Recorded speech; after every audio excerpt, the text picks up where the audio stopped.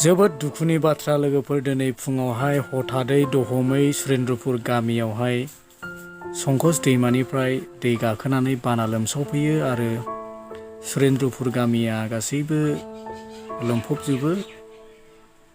दैया दायो एसे रानबाय। फुंनि 5टानिफ्रायनो दैया हथादै दहमै सुरेन्द्रपुर गामियाव फैदोंमोन होननानै जोङो मोनथिदों आरो बेयाव गासैबो प्रसासननि मानसिफ्राबो नुजाफैबाय आरो दुखुनि बाथ्राया बेनोदि बे सुरेन्द्रपुर गामियाव जोंनि गसाइगाव साब डिभिजननि सिङाव थानाय सुरेन्द्रपुर गामियावहाय बे हथादै लोमफावनाय समावहाय दहमै गोजावबोनाय दैजों सासे 12 बोसोर बैसोनि गथ' गोजावनानै एबा बुखारजानानै जिउ गोमायो। जोबोद दुखुनि बाथ्रा। बे गथ'आ दा नागिरनानै मोनाखै, दासिमबो नागिरगासिनो दङ। बे गथ'खौहाय नागिरनो थाखाय बेबायदिनो पुलिस प्रसासन, CRPF आरो NDRFखौबो लिंहरदों होननानै बुंदों, नाथाय दाबोनो सफैयाखै। दा बिथांमोना नाजागासिनो दङ आरो गामि ओनसोलनि मानसिफ्राबो बे गथ'खौ नागिरगासिनो दङ, नाथाय दासिमबो मोननो हायाखै। दैयाबो जोबोद गेन्दा।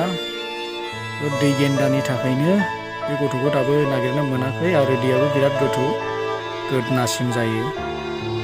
गथ'खौ नागिरगासिनो दङ आरो दाबो मोनाखै। दा दैया एसे सोरांब्ला रानब्ला आरोबाव गामि ओनसोलनि आरो पुलिस बिफाननि गासैबो मानसिफ्रानो बेखौ नागिरगोन।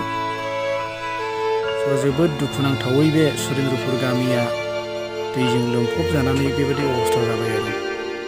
नोंथांमोनखौ भिडिअखौ जोबजासे नायनो थाखाय खावलायनाय जाबाय।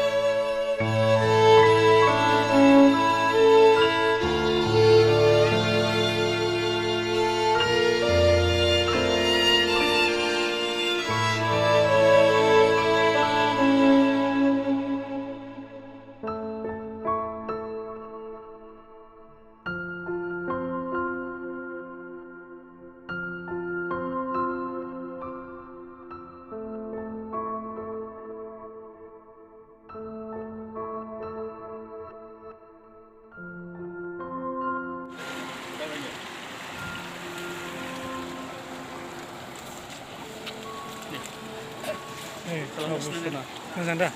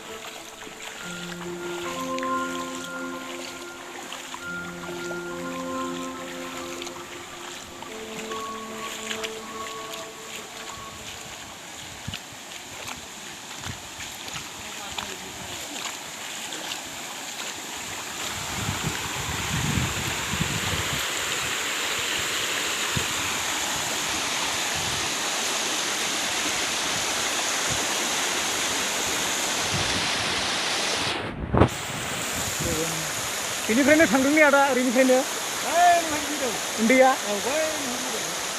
ए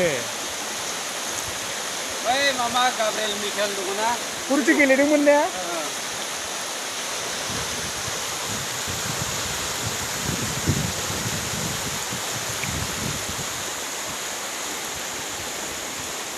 दैयानो नोरैल' बोखारदों दा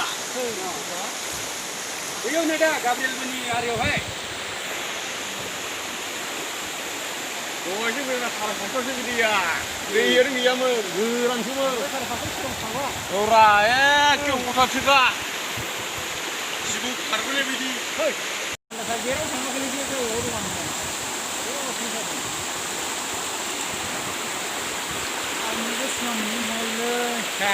ओरै नङाब्ला बैदिनो थांबाय दा